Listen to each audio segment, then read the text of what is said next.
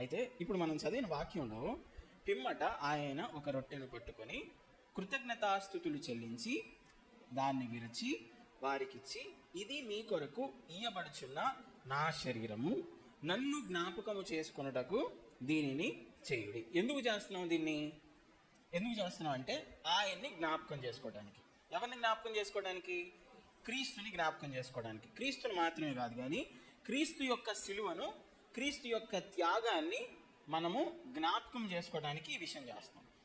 ఇప్పుడు మీ అందరికీ యేసుక్రీస్తు మీకోసం భూలోకానికి వచ్చి చనిపోయాడు అన్న విషయం మీకు గుర్తుందా అందరికీ? మరి ఈ విషయం ఎప్పుడైనా మర్చిపోతామా మనం? మర్చిపోతామా? మర్చిపోం కదా. మరి మర్చిపోవని తెలిసిన యేసుక్రీస్తు ఎందుకు ఈ మాట అన్నాడు? నన్ను జ్ఞాపకము చేసుకునే నిమిత్తం మీరు ఇది చేయండి అన్నాడు. మర్చిపోయే విషయం అది? చెప్పాలి. మర్చిపోయే విషయం కాదు. మరి ఎందుకని యేసుక్రీస్తు నన్ను జ్ఞాపకం చేసుకునే నిమిత్తము అన్నాడు? యేసుక్రీస్తు ఈ భూలోకానికి వచ్చాడు, నీ కోసం నా కోసం ప్రాణం పెట్టాడనే స్వార్థ మీదే, అదే దాని మీద మన విశ్వాసం బిల్డ్ అవుతుంది. దాని నుంచి పక్కకు తొలగిపోదు. మనం దేని మీద అయితే మన విశ్వాసాన్ని మనం కట్టుకున్నామో ఆ విషయాన్ని మర్చిపోవడానికి ఛాన్సే లేదు. దీని హైస్ తగ్గించండి. ఆ విషయాన్ని మర్చిపోవడానికి అసలు ఛాన్సే లేదు. ఛాన్స్ లేనప్పుడు యేసుక్రీస్తు వారు ఎందుకు జ్ఞాపకం చేసుకోమన్నారు? మర్చిపోతామనా? ఏమండి చెప్పాలి, మర్చిపోతామనా? అసలు బల్లారాధన గురించి మనం మాట్లాడితే ఇంగ్లీష్లో లాస్ట్ సప్పర్ అంటారు.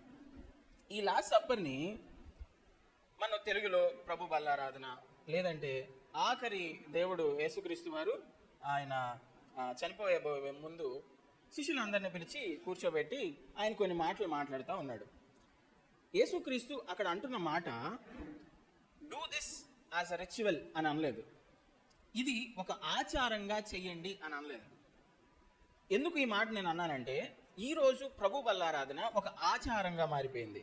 అంటే మొదటి ఆదివారం వస్తారు అందరూ, ప్రభు బల్లలో ఖచ్చితంగా పాలు పొందాలి అని చెప్పేసి వస్తారు, కూర్చుంటారు, తీసుకుంటారు, వెళ్ళిపోతారు. ఎందుకు తీసుకుంటున్నాం, ఎందుకు తింటున్నాం, ఎందుకు తాగుతున్నాం అనే విషయాన్ని ఆలోచన చేసేవారిగా ఈ రోజుల్లో ఉండట్లేదు. ఒకసారి మనం మొదటి కొరింథీ రాసిన పత్రిక తీద్దాం. మొదటి కొరింథీ రాసిన పత్రిక 11వ అధ్యాయము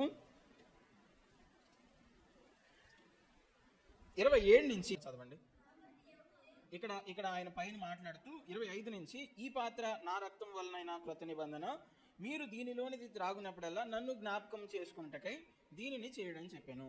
తర్వాత, మీరు ఈ రొట్టెను తిని ఈ పాత్రలోనిది త్రాగునప్పుడల్లా ప్రభు వచ్చే వరకు ఆయన మరణము ప్రచురించుదురు. కాబట్టి ఎవడు అయోగ్యముగా ప్రభు యొక్క రొట్టెను తినునో లేక ఆయన పాత్రలోనిది త్రాగునో వాడు ప్రభు యొక్క శరీరమును గూర్చియు రక్తమును గూర్చియు అపరాధి అగును.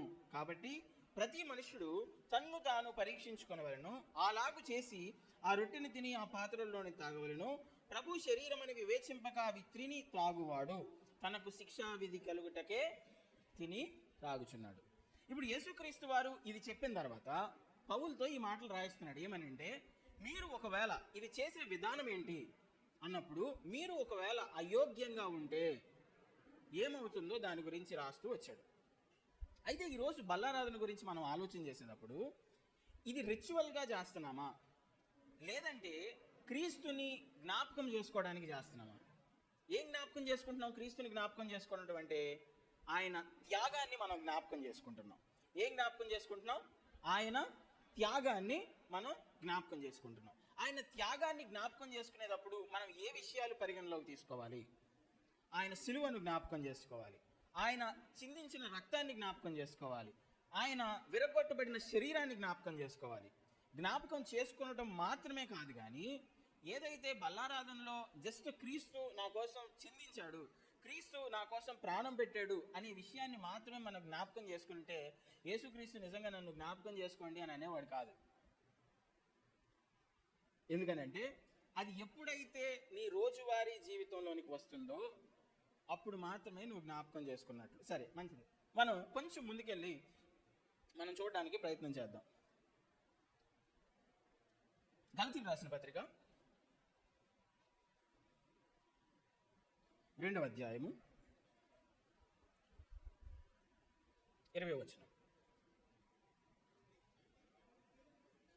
నేను క్రీస్తుతో కూడా సిలువ వేయబడి ఉన్నాను, ఇకను జీవించువాడను నేను కాను, క్రీస్తే నా యందు జీవించుచున్నాడు. చాలు.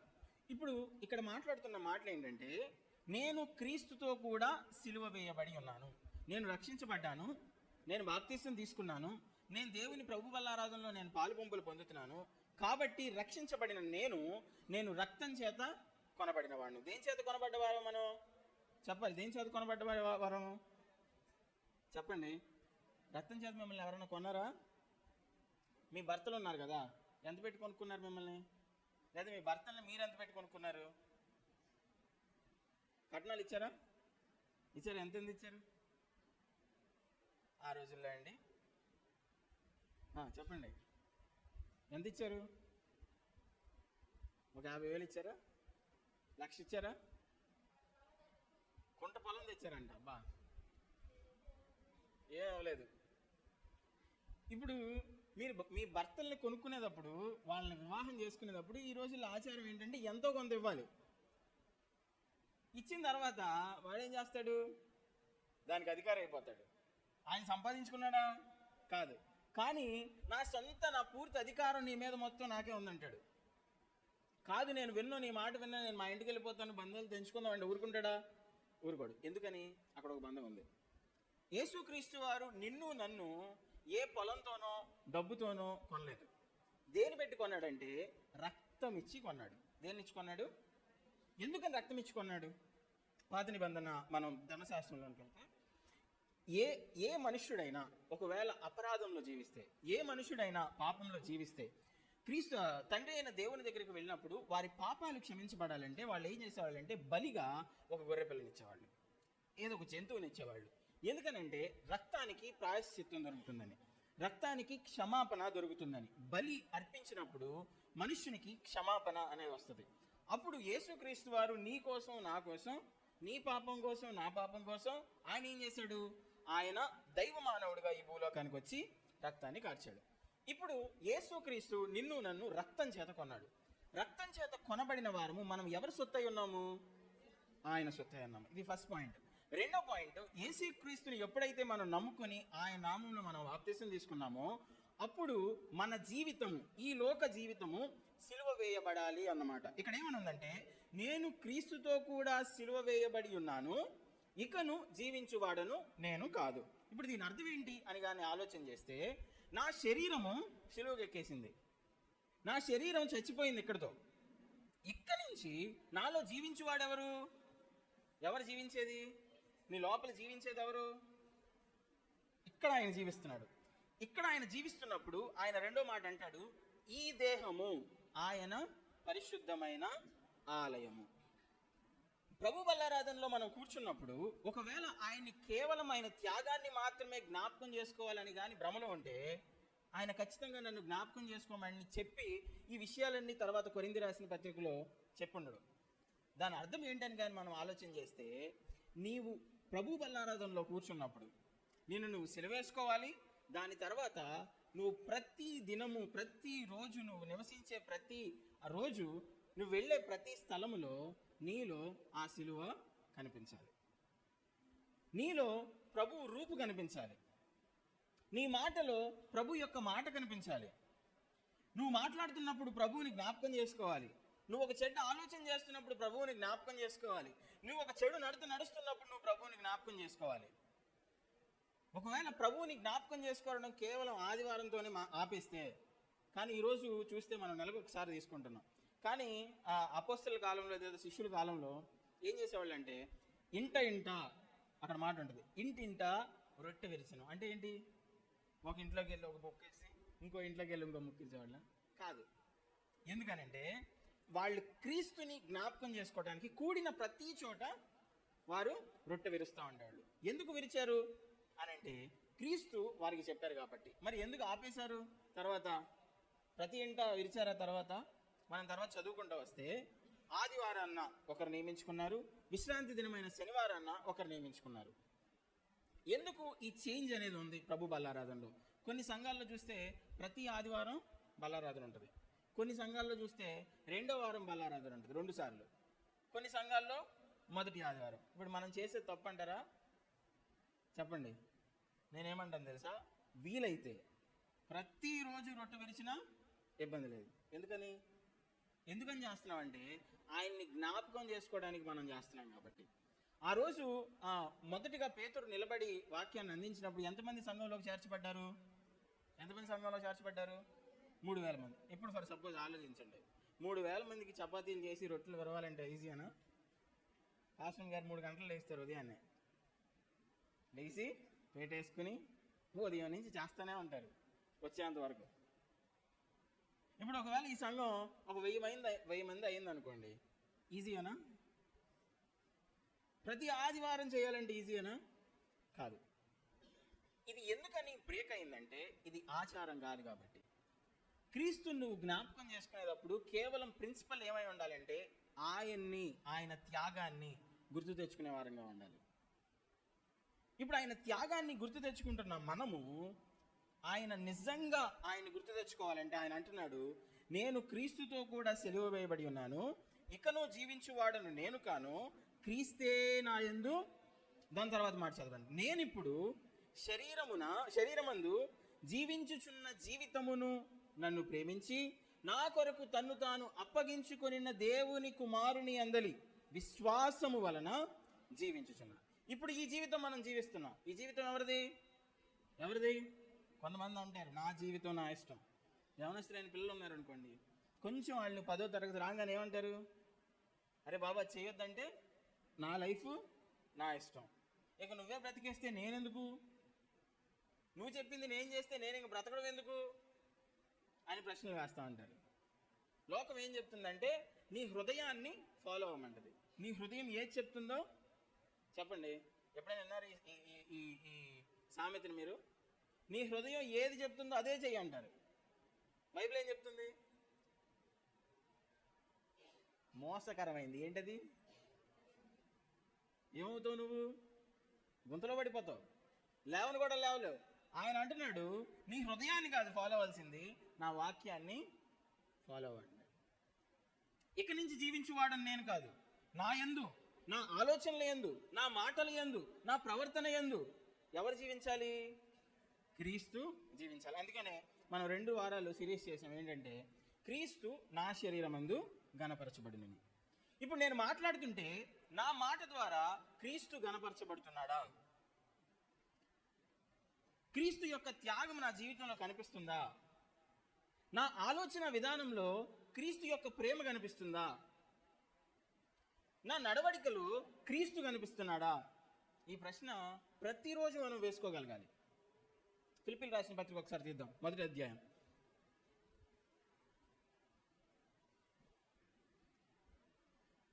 20వ వచనం ఒకసారి చదువు. 1:19. ఏ విషయములోనూ సిగ్గుపడక ఎప్పటి వలెనే ఇప్పుడును పూర్ణ ధైర్యముతో బోధించుట వలన నా బ్రతుకు మూలముగానైనను సరే, చావు మూలముగానైనను సరే, క్రీస్తు నా శరీరమందు ఘనపరచబడునని. ఇప్పుడు నువ్వు ఈరోజు కూర్చుంటావు చూసావా బల్లారాధనలో కూర్చున్నప్పుడు, ప్రభువా ఈ నెల మొత్తం నా శరీరమందు నువ్వు ఘనపరచబడ్డావా? నా మాట చేత నువ్వు ఘనపరచబడ్డావా? నా ప్రవర్తన చేత నువ్వు ఘనపరచబడ్డావా? నా ఆలోచన చేత నువ్వు ఘనపరచబడ్డావా లేదా అవమానపరచబడ్డావా? దేవుని సన్నిధిలో కూర్చుని మనం కన్నీళ్లు కాస్తే సరిపోదు. కొంతమంది ఏడుస్తూ ప్రార్థన చేస్తారు, కానీ ఒక్కసారి మందిరం దాటి బయటికి వెళ్తే ఆ కన్నీరు గార్చిన కన్నీరు అంతా ఏమైపోద్దో తెలియదు. మరలా మామూలు మనిషి అయిపోతారు, మరలా లోకంలో కలిసిపోతారు. అందుకే ఒక దైవజనుడు అంటున్నాడు, క్రైస్తవులంట బయటికి వెళ్ళినప్పుడు, పెళ్ళిళ్ళలో ఉన్నప్పుడు, ఏదైనా ఫంక్షన్లో ఉన్నప్పుడు గుర్తుపట్టడం చాలా కష్టం అంట. ఎందుకని? వాళ్ళు కూడా వీళ్ళలాగానే ఉంటారంట. ఒక్కసారి మనం బయటికి వెళ్తే ఏమైపోతామంటే రంగులు మన మొహం మీదకి వచ్చేస్తాయి, మన జీవితంలోనికి రంగులు వచ్చేస్తాయి, మన జీవితంలోనికి లోకం వచ్చేస్తుంది. అది మందిరానికి వచ్చినప్పుడు అబ్బా ఉసూరుమంట కూర్చుంటారు. నువ్వు చేసేది మనుషులు చూడవాలని కాదు, ఎవరు చూడవాలని? బయట వేసుకో, మందిరంలో కూడా వేసుకో, చక్కగా నీట్గా ఉండు, మంచి బట్టలు వేసుకో, ఆభరణాలు వేసుకో, మంచిదే. కానీ బయట మనుషులకు కనబడవలనని భక్తి చేయకూడదు. అంటాడు ఏమనంటే బయటికి కనిపించేవారిగా మనం ఉంటున్నాం, కానీ లోపల మనల్ని దేవుడు చూస్తున్నాడని. ఏమండి, ఎంతమంది ఆలోచన చేస్తున్నారు ఇలాగా? మందిరానికి వచ్చినప్పుడు కొంతమంది నన్ను అందరూ చూసి చాలా మంచిది అనుకోవాలి, నన్ను అందరూ చూసి చాలా భక్తిపరురాలు అనుకోవాలి. మరి బయటికి వెళ్ళిన తర్వాత ఆ జీవితాన్ని ఎవరు పట్టించుకుంటున్నారు? అందుకని ఆయన అంటున్నాడు, నేను పై రూపాన్ని లక్ష్య పెట్టను కానీ ఏం లక్ష్య పెడతానంటున్నాడు? మనుష్యుని యొక్క ఆంతర్యమును. ఇప్పుడు నేను నుంచి మాట్లాడుతున్నా, నువ్వు మనసులో ఏమనుకున్నా నాకు తెలుసుద్దా? తెలియదు. కానీ ఎవరికి తెలుసు? నువ్వు అందరికీ మంచిగా వందనాలు చెప్పావు, నీ పక్కన ఎవరో కూర్చున్నారు, నేను ఎక్కగానే పైకి అమ్మా అందరికి వందనాలు, మీ పక్కన ఉన్న వారికి కూడా వందనాలు చెప్పండి అమ్మా, దేవుడు మిమ్మల్ని దీవించును కాక అని చెప్పండి అన్నాను. మీ గిట్టన వాళ్ళు నీ పక్కన కూర్చున్నారు, ఓ ప్లాస్టిక్ నువ్వు కూడా పెట్టేసుకుని మొహం మీద వందనాలు. బయట మాత్రం మరి లోపల ఇది కడుక్కోవట్లే ఎవరు? ఆయన జ్ఞాపకం చేసుకునేటప్పుడు ఆయన అంటున్నాడు, నీ జీవితంలోనికి నేను వచ్చానా? ఈరోజు సబ్జెక్ట్ అదే, రిమెంబరెన్స్ టు లివింగ్. జ్ఞాపకము నుండి జీవించే జీవితం దగ్గరికి రావాలి. మనం జస్ట్ యేసుక్రీస్తుని నేను ఆయన జ్ఞాపకం చేసుకుంటున్నాను, ఆయన గుర్తు తెచ్చుకుంటున్నాను నువ్వు అనుకుంటున్నావు, కానీ నిజంగా ఆయన జీవితం, ఆయన సిలువ నీ జీవితంలోనికి వచ్చిందా లేదా అనేది ప్రశ్న. ఈరోజు జీవించుచున్నవాడను నేను కాదు కానీ ఆయనే నాయందు జీవించుచున్నాడు. నా శరీరము ఏమేయబడింది? సిలువ వేయబడింది. ఎప్పుడైతే ఆయన ప్రభుత్వం కిందకు మనం వచ్చామో మనం ఏమవుతామంటే ఆయనకి లోబడతామంట, ఆయనకి విధేయత చూపించేవారిగా ఉంటామంట. ప్రతి నెల వచ్చి బల్లారాధనలో పాలు పొందినంత మాత్రాన నీకు దేవునికి సమాధానం ఉన్నట్టు కాదు. నువ్వేదో ఒక ఆచారంగా చేసేస్తున్నావు కూర్చొని, కానీ దేవుడు ఒక రోజు నిన్ను ప్రశ్న వేస్తాడు, దేవుడు ఒక రోజు నిన్ను లెక్క అడుగుతాడు. 1 కొరింథీయులకు రాసిన పత్రిక ఒకసారి తీద్దాం, 11వ అధ్యాయం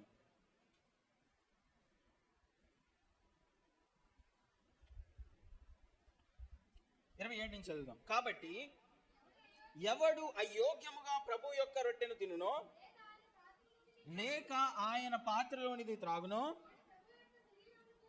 గూర్చియు రక్తమును గూర్చియు అపరాధి అగును. ఏమంది ఇక్కడ? ఎవరైతే అయోగ్యులుగా, అయోగ్యత అంటే ఏంటి? యోగ్యత లేనిది. యోగ్యత అంటే ఏంటి? అర్హత. అర్హత లేకుండా, యోగ్యత లేకుండా ఎవరైతే ప్రభు వల్ల రొట్టెను తినునో లేక ఆయన పాత్రలోనిది త్రాగునో వాడు ప్రభు యొక్క శరీరమును గూర్చియు రక్తమును గూర్చియు అపరాధి అగును. ఆయన శరీరాన్ని బట్టి, ఆయన రక్తాన్ని బట్టి మనం అపరాధులు అవుతామంట. కాబట్టి ప్రతి మనుష్యుడు తన్ను తాను పరీక్షించుకొనవలెను. ఇది చాలా పెద్ద మాట. పరీక్షించుకోవడం అంటే ఏంటి? పరిశీలన చేసుకోవడం అంటే ఏంటి? ఏమండి, పరీక్షించుకోవడం అంటే ఏంటండి? అక్కడ ఒక మాట ఉంటుంది ఆఖరిలో, విమర్శించుకోవడం అని ఉంటుంది. 31వ వచనం, అయితే మనలను మనమే విమర్శించుకొనిన ఎడల. విమర్శ అంటే ఏంటి? ఇప్పుడు మనం ఎవరన్నా ఉన్నారనుకోండి, ఈజీగా వాళ్ళ వైపు వీళ్ళు చూపించగలుగుతాం. ఏదైనా తప్పు చేశారనుకోండి, వాళ్ళ గురించి ఎక్కడి నుంచి ఎక్కడికి వెళ్ళిపోద్ది? ఒక సంఘంలోనంట ఒక ఆమె ఏదో తప్పు చేసిందంట, అది ఒక ఆమె చూసింది. ఆ సహోదరి దగ్గరికి వెళ్ళి అమ్మ నువ్వు చేసే తప్పు అని చెప్పుంటే అక్కడితో అయిపోయేది. సంఘంలో ఆమెకు తప్పితే ఈ ఎదర్ లైన్ నుంచి ఆఖరి లైన్ దాకా అందరికి చెప్పుకొచ్చేసిందంట. ఎవరు? ఈ చూసినావా? ఎవరికి చెప్పకుండా? అసలు ఆమెకు చెప్పకుండా. కొంతమంది ఏం చేస్తూ ఉంటారంటే చేసిన వాళ్ళకి చెప్పరు, వాళ్ళ దగ్గరికి వెళ్ళి అక్క నీకు విషయం తెలుసా, అది ఇట్లా చేసింది, అక్కడికి వెళ్ళింది, ఇది చేసింది. ఏం చేస్తుంటాం? ఒకళ్ళు చేసిన తప్పుని ఊరంతా చాటింపేసేస్తూ ఉంటాం. మనం క్రైస్తవులమా?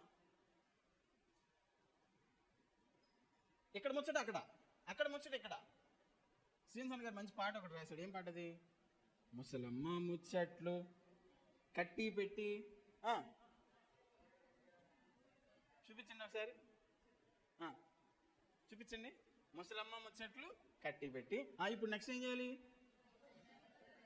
తర్వాత దీక్షతో నడుము కట్టి ఇంటింట తలుపు తట్టి. ఏం చెప్పాలి? ఏ ఊసి చెప్పాలి? మరి ఏ ఊసి చెప్తున్నాం? ఏ రోజైనా గుండెల మీద చేసుకోండి ఒకసారి, అందరూ వేసుకోండి వేసుకోండి వేసుకోండి, కమన్. ఏ రోజన్నా నీ పక్కింటికి వెళ్ళి యేసయ్య ఊసి చెప్పావా? చెప్పిన వాళ్ళు ఉన్నారా? దేవుని స్తోత్రం చెప్పండి. చెప్పిన వాళ్ళ సంగతి ఏంటి?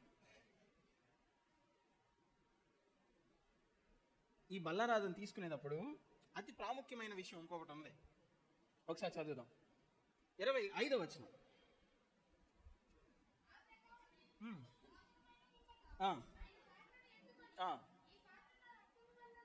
26వ వచనం. మీరు ఈ రొట్టెను తిని ఈ పాత్రలోనిది త్రాగునప్పుడల్లా ప్రభువు వచ్చే వరకు ఆయన మరణమును ఎవరు ఏం చేయాలి? ప్రచురించెదరు. ఏం ప్రచురించాలి? ఆయన మరణాన్ని, ఆయన త్యాగాన్ని. ప్రభు వల్లలో పాలు పొందే ప్రతి ఒక్క బిడ్డ, ప్రతి ఒక్క విశ్వాసి ఏం చేయాలంటే నీకు కలిగిన రక్షణను బట్టి, నీకు కలిగిన ఆనందాన్ని బట్టి, నీవు పొందిన ప్రేమను బట్టి నువ్వు ఏం చేయాలంట? ప్రతి దినము, ప్రతిరోజు నువ్వు ఆయన వార్తను ఏం చేయాలి అంట? ప్రచురం చేసేవారిగా ఉండాలి. ఎంతమందికి ప్రచురం చేశారు? జ్ఞాపకం చేసుకోవడం అంటే దేవుని సన్నిధిలో బలారాధనకు వచ్చి గబుక్కున 2 నిమిషాలు తినేసి వెళ్ళిపోవడం కాదు. ఆయన్ని జ్ఞాపకం చేసుకోవడం అంటే ముందు ఆయన మన జీవితంలోనికి రావాలి. రెండవది ఆయన వార్తను, ఆయన సువార్తను ప్రచురం చేసేవారిగా ఉండాలి. బయట తాగొద్దు. ఇళ్ళల్లో చాలామంది, మీరందరూ కుటుంబాలతో వచ్చారండి. కుటుంబాల్లో రాలేదా? ఎందుకు రాలేదు? ఇన్ని సంవత్సరాలు మనం బాప్తీసం తీసుకున్నామే, మరి ఎంత ప్రచురం మనం చేయగలిగాము? ఒక సహోదరి, ఒక పాస్టర్ గారు చెప్తున్నారు, నేను లాస్ట్ టైం కూడా చెప్పినట్టున్నా. ఒక సహోదరి తన భర్త గురించి చాలా వేదంతో ఉందంట. ఎప్పుడు చూసినా కొడతానే ఉంటాడు, మందిరానికి వెళ్ళినప్పుడు ఇబ్బంది పెడతా ఉంటాడు. అయితే పాస్టర్ గారి దగ్గరికి వచ్చిందంట. ఏమండి, నా భర్త మారేటట్లు ప్రార్థన చేయండి. సరేనమ్మా, నేను 30 రోజులు ఉపవాసం ఉండి ప్రార్థన చేద్దాం అనుకుంటున్నాను. మంచిది, 30 రోజులు ఉపవాసం ఉండి ప్రార్థన చేసింది. అయినా భర్త మారలేదు. ఇప్పుడు అయ్యగారి దగ్గరికి వచ్చిందంట. అయ్యగారు, 30 రోజులు ఉపవాసం ఉండి ప్రార్థన చేశానయ్యా, ఆయనలో ఎంత మార్పు కూడా రాలేదు. అడిగావా నీ భర్తని? అడిగితే నాకు కోపపడి కొడతాడని భయం అయ్యా. సరే, ఏం చేస్తావండి, వెళ్ళి నీ భర్త దగ్గరికి వెళ్ళి నెక్స్ట్ ఆదివారం ఉదయాన్నే లేపు, మంచిగా టిఫిన్ పెట్టు. అయ్యా, ఈరోజు మందిరానికి రాయ్యా. నువ్వు వెళ్తే వెళ్ళు, లేకపోతే లేదు. నన్ను రమ్మంటా, నువ్వెవరు అని తిడతాడు. నవ్వుతా, ప్లాస్టిక్ నవ్వు కాదు, మనస్ఫూర్తిగా నవ్వుతా. సరేనయ్యా, వచ్చాయి. మళ్ళీ నెక్స్ట్ ఆదివారం వెళ్ళు. అయ్యా మందిరానికి రాయ్యా. నీకు ఒకసారి చెప్తే అర్థం కదా అని 2 బూతు మాట్లాడినాడు. అట్లా నవ్వుతా వచ్చే మందిరానికి. మళ్ళీ 3వ ఆదివారం వెళ్ళు. అయ్యా ఒకసారి రావచ్చు కదయ్యా. లాగిపెట్టి ఒక్కడు బీకాడు చంప మీద. ఏసయ్యా, నువ్వు ఎన్ని దెబ్బలు తిన్నావయ్యా నా కోసం? నేను నీ కోసం ఒక్క దెబ్బ తినలేనా? నవ్వు, వచ్చేయి. మరలా వెళ్ళు, మరలా అడుగు. అయ్యా మందిరానికి రాయా. బూటు కాలుతో ఒక్క తనిదంత ఇక్కడి నుంచి అక్కడికి వెళ్ళిపడ్డావు. నవ్వుతా, వచ్చే. మరలా వెళ్ళు.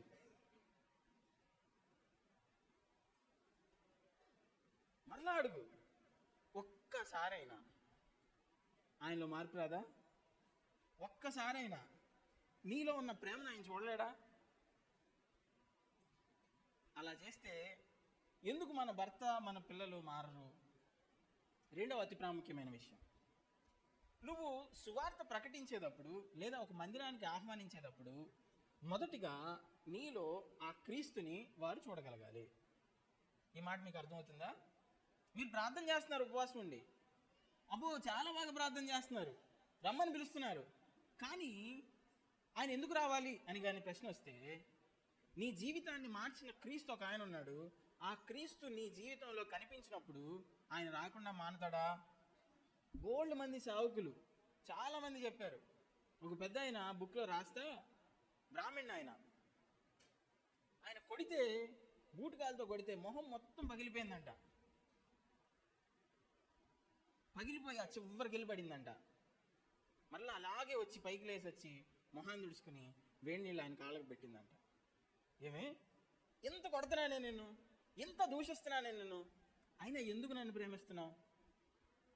ఇది నా ప్రేమ కాదు. ఎవరి ప్రేమ? ఎవరి ప్రేమ? ఆ సిలువ నీ జీవితంలో కనిపించాలి. ఆయన చేసిన త్యాగాన్ని జ్ఞాపకం చేసుకోవడం అంటే నీ జీవితంలో అది కనిపించినప్పుడు ఆయన నిజంగా నువ్వు జ్ఞాపకం చేసుకున్నవాడు అవుతావు. నువ్వు ఏదో రిచువల్గా చేసేసుకుంటా వెళ్ళిపోతున్నావేమో, కానీ నీ జీవితంలో మార్పేది. నెల నెల ప్రభు బలలో పాల్పొందుతూనే ఉన్నావు, కానీ నీ జీవితంలో కనీసం ఎంత మార్పు కూడా రాలేకపోతుంది. దాని తర్వాత మనం చదువుతాం. కాబట్టి ప్రతి మనుషుడు తన్ను తాను పరీక్షించుకొనవలెను, అలాగు చేసి ఆ రొట్టెను తిని ఆ పాత్రలోనిది త్రాగవలెను. ప్రభు శరీరము వివేచింపక తిని త్రాగువాడు తనకు శిక్షావిధి కలుగుటకే. ఎంత పవిత్రమైనది ఇది, ఎంత పరిశుద్ధమైనది ఇది. ఆయన అంటున్నాడు, ఎవడైతే అయోగ్యంగా ఉన్నాడో వాడు పరీక్షించుకోవాలి, పరిశీలన చేసుకోవాలి. ఎప్పుడు చేసుకుంటాం ఆ పరిశీలన, పరీక్ష? ఎప్పుడు చేసుకుంటాం? వచ్చేవాళ్ళు గట్టిగా చెప్తున్నారు, రానివాళ్ళు కాము కూర్చున్నారు. గట్టిగా చెప్పండి. వచ్చిన వాళ్ళు గట్టిగా, ఇంకా గట్టిగా, ఇంకా స్వరాలు పెద్దగానే ఉన్నాయి, చెప్పండి. ఇప్పుడు బల్లగా దానికి వచ్చిన వాళ్ళు అందరూ సిద్ధపడ్డారా? ప్రశ్న. పోనయ్యా నాకు పని ఉంది, నేను రాలేదు. ఇంటి దగ్గర ప్రార్థన చేసావా? సిద్ధపడ్డావా? ఏమండి, సిద్ధపడ్డారా? ఒకవేళ నువ్వు సిద్ధపడకపోతే క్రీస్తు యొక్క పవిత్రతను నీ చేతులతో నువ్వు, ఆయన పవిత్రత తగ్గదు, కానీ ఆ నియమానికి ఉన్న పవిత్రతను నువ్వు తగ్గించేస్తున్నావు. క్రీస్తు యొక్క బల్ల యొక్క ప్రాముఖ్యతను చాలా మంది గుర్తించలేకపోతున్నారు. క్రీస్తు శరీరంలో పాలిభాగస్తులుగా ఉన్న మనము ఖచ్చితంగా మనల్ని మనం పరిశీలన చేసుకోవాలి, మనల్ని మనం సిద్ధపరుచుకోవాలి. ఒక ఆదివారం అనుకుంటా పాస్టర్ గారు చెప్పారు, ఇదిగో నెక్స్ట్ శనివారం ఎవరైతే సిద్ధపడకుండా వస్తారో నేను వాళ్ళని తప్పించి నేను ఇస్తానన్నారు. అప్పుడు మాత్రం అబ్బా. కానీ కొంతమంది ఉన్నారు రుమ్మ కొట్టేవాళ్ళు, ఏమైనా చేసుకో, నేను వచ్చిన రోజే వస్తాను, నాకు కుదిరినప్పుడే వస్తాను, నువ్వు ఇస్తావా ఇవ్వవా? బోల్డ్ మందిరాలు ఉన్నాయి.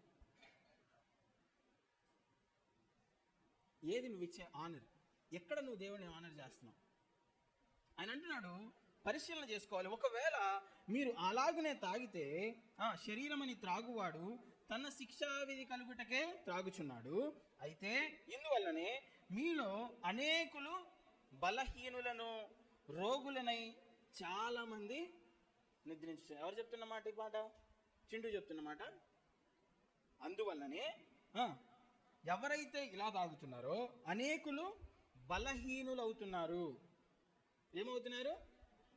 తర్వాత అనేకులు బలహీనులను రోగులనై ఉన్నారు. చాలా మంది ఏమవుతున్నారంట? ఈ మాట నిజమేనా? అయోగ్యంగా నెల మొత్తం నీకు నచ్చినట్టు జీవించేసి ఆ రోజు వచ్చి కూర్చుని ప్రభువా నన్ను క్షమించు అని ఒక మాట అంటే దేవుడు క్షమిస్తాడా? అది నిజమైన ఒకవేళ పశ్చాత్తాపం అవుతుందా? అయితే మనలను మనమే విమర్శించుకునే యెడల తీర్పు పొందక పోదుము.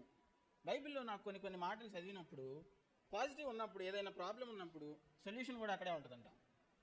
ఒకవేళ ఇలా అయితే ఆయన అంటున్నాడు ఏమనంటే, మనలను మనమే విమర్శించుకునే యెడల తీర్పు పొందక పోదుము. ఏం చేయాలంట? విమర్శించుకోవాలంట. విమర్శించుకోవడం అంటే దేవునితో ఏకాంతంలో కూర్చుని, ప్రభువా నాలో ఏమైనా లోపం ఉందా, నా మాటలో లోపం ఉందా, నా ప్రవర్తనలో లోపం ఉందా, నా ఉద్దేశాల్లో లోపం ఉందా? కొన్నిసార్లు మన పరిస్థితులను బట్టి ఇది తప్పు అని మనం గుర్తించలేం. అతి తెలివి గల క్రైస్తవులకు ఏం డౌట్లు వస్తాయి తెలుసా? టాటూ వేయించుకుంటే తప్ప, మందు తాగితే తప్ప, సిగరెట్ తాగకూడదని బైబిల్లో ఎక్కడుంది, వైన్ తాగొద్దని బైబిల్లో ఎక్కడుంది? మనం ఏం చేస్తామంటే ఎప్పుడైతే మనలో ఒక తప్పు ఉందో, ఎప్పుడైతే మనలో ఒక పాపం చేయాలనే ఆశ ఉందో ఏమవుతామంటే మనం వెతుక్కుంటా ఉంటాం కాంప్రమైజ్ అవడానికి. ఫలానోళ్ళు అది చేశారుగా, ఫలానోళ్ళు ఇది చేశారు కదా. బైబిల్లో రాయబడిన ప్రతి ఒక్కటి మీరు ఎప్పుడైనా గమనించండి, బైబిల్లో రాయబడిన ప్రతి ఒక్క వ్యక్తి గురించి యేసుక్రీస్తు వారు రాయించేటప్పుడు వాళ్ళ మంచితనము రాయించారు, వారి చెడుతనం రాయించాడు. దావీదుని అంటున్నాడు, దావీదు నా హృదయానుసారుడు అన్నాడు. అంతకంటే గొప్ప పొగడితే ఉంటుంది. కానీ దావీదు పాపంలో పడిపోయాడా? దాని గురించి రాయకుండా కప్పిపెట్టేశారా? కప్పిపెట్టలా. సంసోను నాజీరు చేయబడిన వాడు.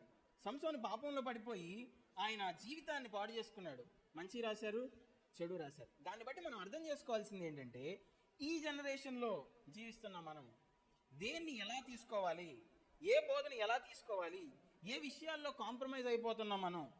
కొన్ని విషయాలు పర్లేదులే అందరు ఇలాగే జీవిస్తున్నారుగా, అందరూ ఇలాగే చేస్తున్నారుగా అని మాట్లాడుతూ ఉంటారు.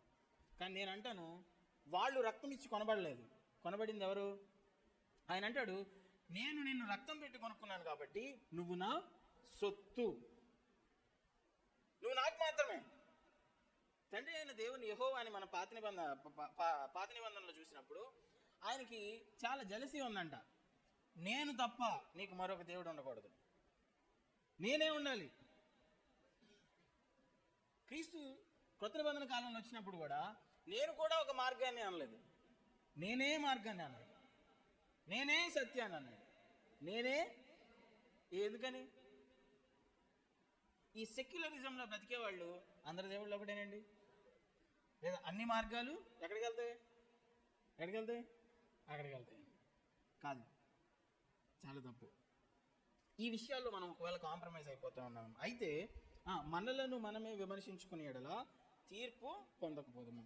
మనము తీర్పు పొందిన ఎడల లోకముతో పాటు మనకి శిక్షావిధి కలుగకుండానట్లు ప్రభువు చేత శిక్షించబడుచున్నాము. కాబట్టి నా సహోదరులారా, భోజనము చేయుటకు మీరు కూడి వచ్చినప్పుడు ఒకని కొరకు ఒకడు కనిపెట్టుకొని యుండుడి. ఒకని కొరకు ఒకడు ఏం చేయాలంట అంటే దాని అర్థం ఏంటి? ఒకరికొకరు కనిపెట్టుకుని ఉన్నాడంటే చెప్పాలి. సంఘంలో శరీరమై ఉన్నాం మనందరం. శరీరమై ఉన్న మనము ఒకరినొకడు కనిపెట్టుకొని ఉండాలి. అంటే నీ సహోదరుడు, ఈ శరీరంలో ఉన్న మనం అందరం శరీరంలో అవయవాలుగా ఉన్నాము. ఒక్క అవయవం పనిచేయకపోయినా బాడీ ఏమవుతుంది? పాడైపోతుంది. నీ సహోదరుడు ఒకవేళ తప్పు చేస్తున్నాడని నువ్వు గుర్తిస్తే, నీ సహోదరుడు ఒకవేళ పాపంలో నడుస్తున్నాడని గుర్తిస్తే నువ్వేం చేయగలగాలి? వారిని వెళ్ళి ఏం చేయగలగాలి? కరెక్ట్ చేయగలగాలి. శరీరంలో ఏ వ్యక్తి అయినా ఏదైనా ఒక తప్పులో జీవిస్తామంటే దగ్గరికి వెళ్ళి ఆమెని అందరి ముందు ఎండేసేయకూడదు. ఏం చేయాలి? చెప్పే విధానం ఒకటి ఉంటుంది. ఇప్పుడు మా అమ్మ ఒక ఆదివారం చికెన్ కూర ఉంటుంది. ఒక ఆదివారం ఒక టేస్ట్ వచ్చింది, ఏది? ఫ్రై చేస్తే. 3వ వారమో 4వ ఆదివారమో మళ్ళీ అదే ఫ్రై చేసింది, కానీ ఆ టేస్ట్ రాలా, నాకు నచ్చలా. ఇప్పుడు నేను ఏం చెప్పాలి? ఏం కూర, ఏం లోకం, అసలు రుచి పచే లేదు అన్నాను అనుకో, ఇంకోసారి చేస్తారా? ఇంకోసారి సరే. ఇప్పుడు నువ్వేం చెప్పాలి? ఏం చెప్పాలి చెప్పండి? ఈ విషయం తెలిస్తే భార్యాభర్తల మధ్య అసలు గొడవలే రావంట. ఒక్క ఎండుకు వచ్చింది కూరలో, ఆ ఎండుకు చూసి ఇది కోపం వచ్చేద్ది. ఆమెను పిలిచి, ఏమో నీ కళ్ళు కనిపిస్తున్నాయా కనిపించట్లేదా, కూరలో ఏమేస్తున్నావు అంటాడు. ఆమంటది, ఇదిగో ఎంత కూర కష్టపడి చేశాను కదా, ఒక ఇంటికి ఏదో పడింది, తీసి పక్కన పెట్టి తినొచ్చుగా, కూరలో ఉప్పు తగ్గింది, సరిపెట్టుకోవచ్చుగా. అప్పుడు నువ్వేం చెప్పాలి? అమ్మా, మరి పోయిన వారం ఉండే చూసావు కూర, అది చాలా బాగుందమ్మా, ఏంటి ఈ వారం అలా లేదు? అమ్మా అసలు ఏం బాగా కూర అనడానికి ఆ మాటకి ఎలా ఉంది చెప్పండి? భర్తలు వింటున్నారండి? అందరు నిద్రపోతున్నారు. భర్తలు అందరూ ఉన్నారు ఇక్కడే. మీ భార్య కష్టపడి ఎంతో శ్రమ వచ్చి చెమట వచ్చి అంత కష్టపడి నీకు చేసి పెడుతుంటే నువ్వు ఒక్క వెంటకు వచ్చిందని, కొంచెం ఉప్పు తగ్గిందని ఇష్టం వచ్చినట్టు మాట్లాడావు అనుకో, ఆ బంధం ఏమవుతుంది? ఇంక రెండోసారి నీకు అలా వండి పెట్టను కూడా వండి పెట్టదు. చెప్పే విధానం ఒకటి ఉంటుంది. అలాగే మన సహోదరులకు కూడా మనం వెళ్ళి ప్రేమగా చెప్పగలగాలి. అమ్మా, ఇదిగో నీలో నేను ఇది గమనించాను, ఇది తప్పు అని నాకు అనిపిస్తుంది, ఇలా గురించి ప్రార్థన చేయి. ఎంత ఆదరణకరంగా ఉంటుంది. అది కాదు కానీ మనం అందరిని తీసుకెళ్ళి బయటికి వెళ్ళి ఎండబెట్టకూడదు. ఈ సంఘంలో జరిగిన విషయాలు ఏవైనా ఈ సంఘంలోనే ఉండాలి. నువ్వు బయటికి వెళ్ళి అందరికి చెప్పేసావు అనుకోండి, శరీరం ఎలా అవుతుంది? ఇది క్రీస్తు యొక్క శరీరం అవ్వదు. కాబట్టి సహోదరులారా, భోజనం చేయుటకు మీరు కూడి వచ్చినప్పుడు ఒకరినొకరు కనిపెట్టుకుని ఉండుడి. మీరు కూడి వచ్చుట శిక్షావిధికి కారణము కాకుండానట్లు ఎవడైనను ఆకలి కొని ఎడలా తన ఇంటనే భోజనం చేయవలెను. నేను వచ్చినప్పుడు మిగిలిన సంగతులను క్రమపరుతున్నాను. కాబట్టి ప్రభు వల్ల పాలు పొందే ప్రతిసారి నువ్వు గుర్తుంచుకోవాల్సింది ఏంటంటే, ఆయన్ని జ్ఞాపకము చేసుకొనుట అనగా కేవలం ఆయన త్యాగాన్ని ఈ రోజు కూర్చొని నువ్వు జ్ఞాపకం చేసుకోవడం కాదు. ఆ జ్ఞాపకము నీ జీవితంలోనికి రావాలి. నువ్వు మాట్లాడే ప్రతి మాటలోకి రావాలి. నువ్వు ఆలోచించే ఆలోచనలోకి రావాలి. నీ నడవడికలోకి రావాలి. నీ ప్రవర్తనలోకి రావాలి. నీ ఉద్దేశాల్లోకి రావాలి. ఆ రోజు క్రీస్తు యొక్క సిలువ నీ జీవితంలోకి వచ్చినప్పుడు మాత్రమే నువ్వు ఆయన నిజంగా జ్ఞాపకం చేసుకున్నవాడవు అవ్వగలుగుతావు. ఆఖరిగా మనం చూస్తే కమ్యూనియన్ ఏ విషయాల్ని నెలకొల్పుతుంది, ఒకవేళ గుర్తు చేస్తుంది అని కానీ మనం ఆలోచన చేస్తే, మొట్టమొదటిగా గ్రాటిట్యూడ్, కృతజ్ఞత. ఎందుకు ఈ కృతజ్ఞత? క్రీస్తు నీ కోసం నా కోసం ఈ భూలోకానికి వచ్చి ఆయన చేసిన త్యాగానికి బదులుగా మనం కృతజ్ఞత చెప్పేవారమై ఉండాలి. రెండవది హోలీనెస్, పరిశుద్ధత. క్రీస్తు నీ కోసం నా కోసం మరణించాడు, ఆయన నా కోసం సిలువలో ప్రాణం పెట్టాడు అని గుర్తు వచ్చినప్పుడల్లా ఆయన పరిశుద్ధత గుర్తు రావాలి. ఆ పరిశుద్ధత నీకు నువ్వు ఆపాదించుకోవాలి. ఆయన పరిశుద్ధుడు కాబట్టి నువ్వు కూడా నేను ఆయనలాగున పరిశుద్ధంగా ఉండాలి. ఎవరినో చూడొద్దు. నీ సహోదరుడు తప్పులో నడుస్తున్నాడా? పర్లేదు, ఆయన వదిలిపెట్టే. నీ దైవ సేవకుడే తప్పులో నడుస్తున్నాడా? ఆయన వదిలిపెట్టే. ఆయన అంటున్నాడు, నీవు నన్ను చూచినాడు, నన్ను పోలి జీవించు, నేను పరిశుద్ధుడై ఉండేలాగున మీరును పరిశుద్ధులుగా ఉండు. ఆఖరి మాట విశ్వాసం, హోప్, ఒక నిరీక్షణ. ఏంటి ఆ నిరీక్షణ అంటే, ఇది నేను చేసే అంతకాలం నేను దేవునితో ఒక నిబంధనలో ఉన్నాను. అందుకే ఆయన అంటాడు, ఒక కొత్త నిబంధన నీకు మీకు ఇస్తున్నాను అన్నాడు. దాని తర్వాత మనందరికి ఒక నిరీక్షణ ఉంది. ఏంటి ఆ నిరీక్షణ? ఈరోజు నెల నెలా కూర్చొని తింటున్నాం కదా, మనందరం భోజనం చేస్తున్నాం కదా. ఆ భోజనం ఎక్కడ చేయబోతున్నాం? మధ్యాకాశంలో అందరి విశ్వాసులతో 7 సంవత్సరాలు అందరం కలిసి విందు చేయబోతున్నాం. ఆయన నిన్ను నన్ను ఒకరోజు తీసుకువెళ్ళి ఆయనతో కూర్చుని భోజనం చేసే నిరీక్షణ. ఈ నిరీక్షణను నువ్వు నేను అందరం కలిగి ఉండాలి. మరొకసారి నేను గుర్తు చేస్తున్నాను, ప్రభు బల్లలో ఎవరైతే పాలుపొంపులు పొందుతున్నారో ఇది కేవలం ఒక ఆచారంగా, రిచువల్గా మాత్రం చేయకూడదు. కానీ జ్ఞాపకం చేసుకునే ప్రతిసారి నీ జీవితంలో ఆయన వచ్చినప్పుడు మాత్రమే నువ్వు ఆయన నిజంగా జ్ఞాపకం చేసుకోగలుగుతావు. అటు కృప దేవుడు మనందరికీ దయచేయను గాక. అందరూ మోకరించండి, కొద్ది నిమిషాలు ప్రార్థన చేద్దాం.